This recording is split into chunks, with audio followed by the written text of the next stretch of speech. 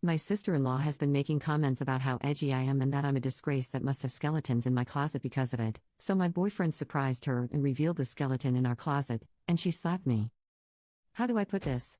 My sister-in-law, 56F, thinks I, 32F, am obnoxious. She is my boyfriend's, 38M, eldest sibling and very protective of her baby and also very religious, so her baby dating pantsuit wearing, neon-colored hair having, bisexual atheist feminist with two moms was a lot for her to take in. Over the 3 years my BF and I have been together, she has only been more vocal about it. It did first start with small snarky comments, but now it's full in-your-face criticism. It got worse when he moved in with me as we aren't married. Well, one of her longest-running jabs is that I look scary but am just mild and boring whilst I try to cosplay as edgy. Fair play to her for sewing and cosplay. Gold star. She's evolving, unless I have any skeletons in my closet. I'm a happy person and have little issues with laughing at myself, so I always just laugh it off when she says she will find my skeletons in my closet. It was my birthday recently, so we have everyone over, and when my BF went out for decorations he returned with a plastic skeleton and held it up, with that "we're so immature but you're in, right?" look on his face and said, "You thinking what I'm thinking?" And fudge me, I was. This cheeky jerk was giving me an offer I couldn't refuse, and I laughed and said, "You son of Sith, I'm effing in," so we set the trap. Well, surely enough, Sil was busy telling anyone who would listen that we're unmarried, sleeping in the same bed, I smoke weed, she could smell it. The usual, and I ignored her, and then she went on about me cosplaying as edgy and not being an authentic person, and someday she will find my skeletons in my closet. My BF started to laugh and I said, "Oh, you didn't notice?" And walked her to our coat closet near the front door and opened it. There was Skeletor the skeleton propped up against the corner. We had a good laugh and my Bill said, "Fudging hell, you finally found it," and when I turned to her, it went from a good-natured laugh to a nightmare. She was red in the face, silent, and crying. She slapped me and left without a word. I was stunned by the slap and not even prepared to deal with stepmother-in-law who asked me if I was happy mocking the woman who raised my BF and that I'm such a disrespectful butt, but this was a new low. She and a few others started telling me how much trash I was for embarrassing Sil and mocking her in front of everyone. The party naturally died from the party foul wounds and was DOA, so most everyone left within THR hour. BF has been trying to cheer me up and took me to see Deadpool and got me takeaway so we can binge watch our show and veg out, but Sil texted me a paragraph about how she's tried with me but I am determined to be a morally corrupt violation of her family and she is devastated that I hate her enough to make a mockery of her. I replied back an apology that I hurt her and I genuinely thought it was just a laugh we could share and offered to take her to lunch to talk it out. She said she was disinterested in dealing with me further and when my BF wised up and leaves me, she will celebrate. There are texts from others and group chats where I am being torn apart as vicious and malicious and my mind is boggled. I know there are 100% times that when a person says it's just a joke they are astronomically the jerk. So am I the jerk here? Update 1. Facebook is such a pain. Sil took to social media and made a post and tagged me. It was a novel long, but the short of it is that I am a hateful woman who doesn't respect parental figures, and it must be because I am an orphan. According to post, I am on drugs and lured her baby unto them too. I've turned him against God and his family. My man damn near blew the lid off our home when he saw it, as he is on FB more than me. He called her and demanded he take it down. The damage was pretty much done. Family out the woodwork are sending me rehab center links, church counseling links, sex addiction help, and my personal favorite is before me and after me photo comparisons, where before me is a photo of him in church with his family at a Mother's Day service and after is a snap of him at a concert with his tattoos showing, drinking and clearly drunk. Some people even came to the house to stage an intervention. My guy only started to shout and make them leave our home when I was referred to as a classless and shameless slut. Let me transparent, we use THC and weed, but it's legal here and we have jobs and maintain a good life. The after me photo is not actually when we were dating, it was beforehand. And I am not an orphan. Sil is married to an alcoholic who just recently got hammered. Abed wrecked their car, then got arrested for being belligerent with the police and refusing to leave after his car was towed. All over some freaking dummy? Oh, and I am a shameless slut. So that one felt like a compliment. So I talked with him about limiting contact and he got upset. He loves his family and despite this freak show, he loves his sister. He got stressed out and started to have a panic attack. I helped him recenter, got him water and held him until he was calm again. He asked we give it a bit of time to die down and he will try to talk sense into Sil. So we're giving it time. I'm not mad at him. I know this is hard for him, but this is crap and I am being bombarded with texts and even emails telling me I am some demon woman who is shooting up my soul who hates Christians, and none of that is even true. It's just a lot and I am hating every moment. Update 2. Well, I am out of emotional real estate here, but here goes everything. I have a feeling this isn't going to be short, so TLDR, Sil is depressed and self-harming after we cut her out and BF is clearly hurting. I guess I have to start naming people as this is becoming something of a saga. My BF Dean, I'm a supernatural fan, so Sumi lol, sat me down a few days after my last post. He was very, very calm, and that was my first sign that I needed to gird my loins because I was in for a doozy. For background, generally, I am the calm, logically lead one while he is passionate and deep feeling. In this, we became polar opposites of that norm. He looked me right in the eye and asked me point blank, no BS, how this was all affecting me. Every time he would ask before, I just couldn't bring myself to tell him how upsetting it all was, since I was the put together one all the time, but this time, because he was so calm and direct, I just broke down. Nightmare isn't the word. It was hell. We live around what is known as a small big city, meaning it's big, sure, but once you get in certain circles you find that everyone knows you and you know most everyone, or at least someone who knows them. So, in a way, it can be like a small town. Our state is generally religious outside our city. So rumors spread. With my Sills, I will call her Ren going forward, social media attacks on me, it was the scuttlebutt everyone craved. Some people sided with her, not most, but enough. I was getting dirty looks, rude treatment. My hairstylist is their cousin and she told me she can't work on my hair anymore until this is resolved, as she was getting pressure from the family, i.e. Ren and stepmeal Penny. It was schoolyard and immature, but it was enough to make me feel bad. I got done saying all this to Dean, and he said, okay then, we will block them. So matter of fact.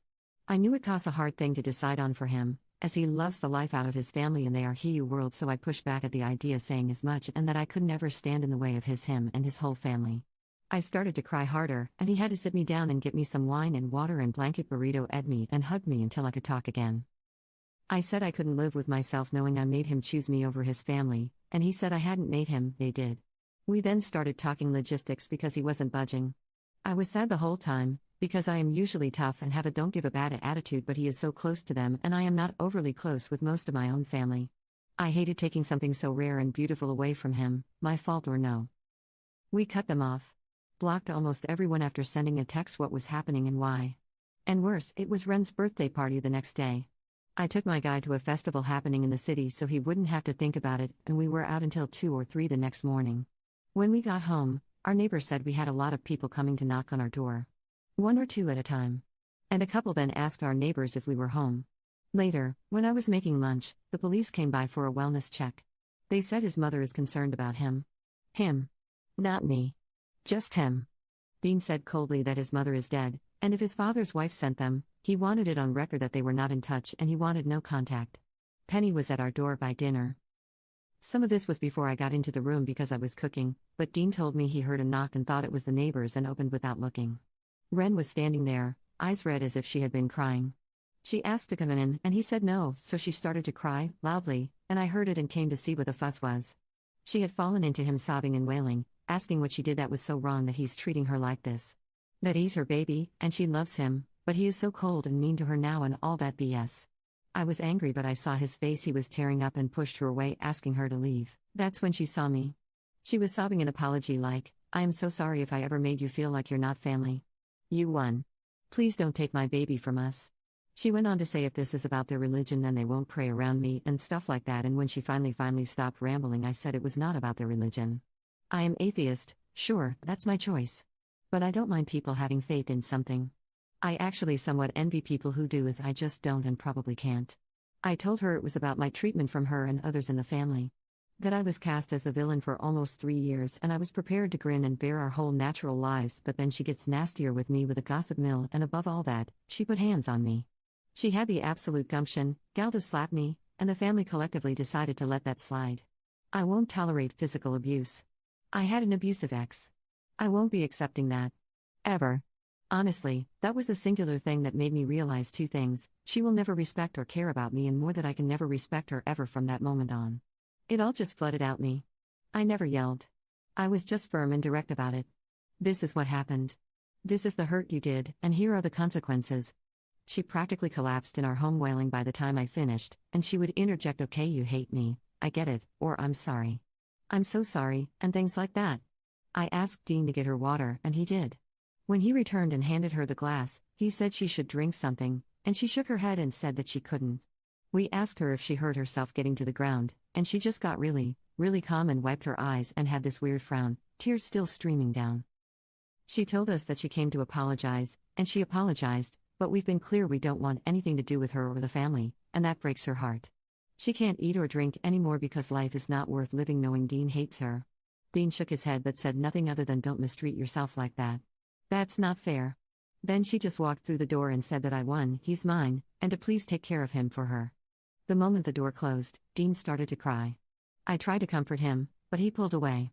He said he isn't mad at me or anything, but that was just a lot, and he feels like trash. He told me he knew she was being manipulative, but he almost wanted to take her apology because it's just been so hard, and she will spin this somehow to make us look as callous and hateful as possible, and his father would be ashamed of him. A week goes by, and Dean has cheered up a bit. He apologized to me for crying, to which I said he never has to apologize to me for his feelings or crying or anything like that, and that I am proud of him for being rational in an entirely irrational moment.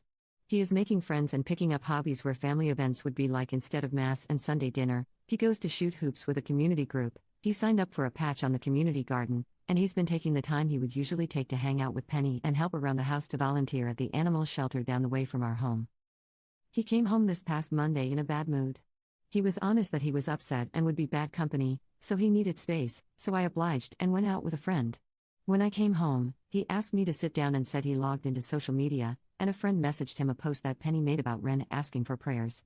Ren was severely depressed and had quit doing much of anything according to the post, and she was suffering from the heartbreak of her life, but they didn't explain what that was.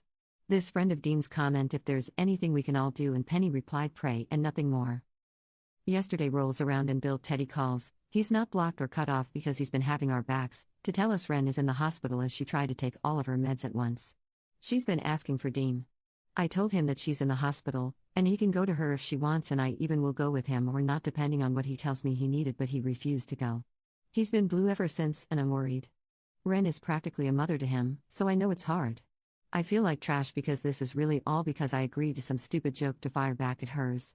Normally, I would just say these are manipulation tactics, but to down pills out of spite is some next level commitment to the bit, and I feel like I've really shattered my man's world.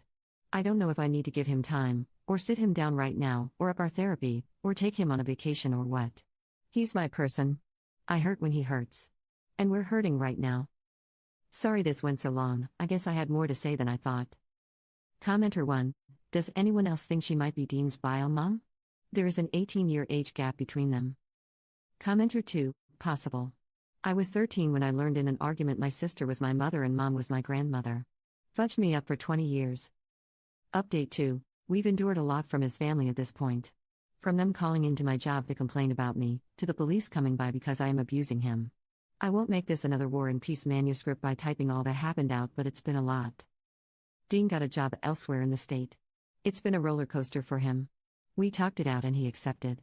He doesn't want to be near family anymore.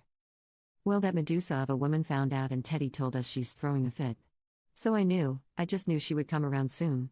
I told Dean this and he looked at me and said, "You think so?" And I said, "I know so." So he came home that next day with more skeletons. They are propped up around the porch, in the yard, and next to the garage. They have names. He named them. Boney Stark, Meryl Monroe, Tibia Turner, he's given them backstories. The man has lost his mind, lol. Sure enough, she showed up. We have a ring cam now, so we both got alerts and saw her coming. He got up and said he would take care of it, so I just watched the cam and stayed in bed. He tells her to leave and she demanded to know why he was moving. She was blaming it on me, making it seem like I bullied him into the job and he needs to come to his senses and leave me. He refused. So she slapped him. Twice. Then started to cuss at him, hitting him with her fists, and he backed up and pushed her away. Then she falls and starts to scream that he's hit her and that he's a monster and she's calling for help. She woke up the whole neighborhood with her BS. Dean was doing his best to stay calm but opened the door and told me to call the police. And I watched her smugly say that if he dares, she will tell them that he and I attacked her.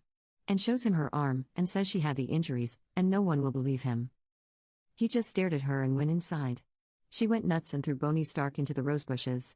Then, she sat on our porch just chilling until the police arrived.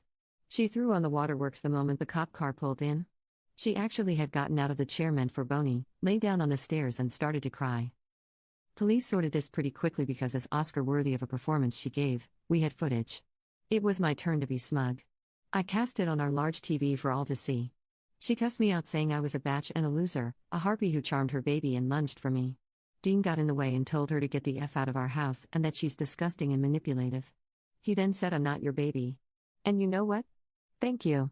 Thank you for showing me who you are. Now I can't wait to get away from you. Good job. I think she figured it all out in that moment because this time when she cried, I believed her. She just sobbed and the cops took her outside.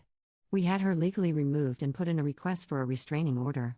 We currently have a temporary one for the case to be reviewed, but it expires after we move, so now we are just being careful about our information. Dean was really sad the first few days but now is excited. He keeps talking about the city we are moving to. It's very fun, odd, and has a lot of live music and events. I know he will mourn it once it catches up with him, and he's keeping busy to not think about it too much, but it is good to see him smile. I miss that. The family tried harassing us, but he would forward the footage and tell them if they don't want him to go fully NC to cut it out and keep her under control. Sometimes it makes him cry and other times it just makes him mad. I've asked if he wanted me to take over some of this and he says no. He just wants us to ride this out, pack up, and get settled in the city. Oh, and the skeletons are coming with us. Update 3. Turns out when you threaten to go no contact and follow through, tunes change. Sil can't contact us due to a restraining order, so she tried to lean on other members of the family. No one really buckled under that pressure aside from a stray mishap here or there, but we would be quick to block. Dean has been very protective since everything happened and we've since moved, and yes, we brought the skeletons and we have more now.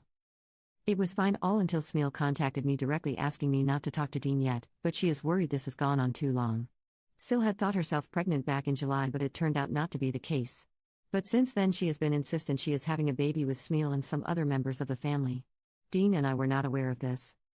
Sil then, according to Smeel, accidentally called Dean her son in front of the extended family after we moved.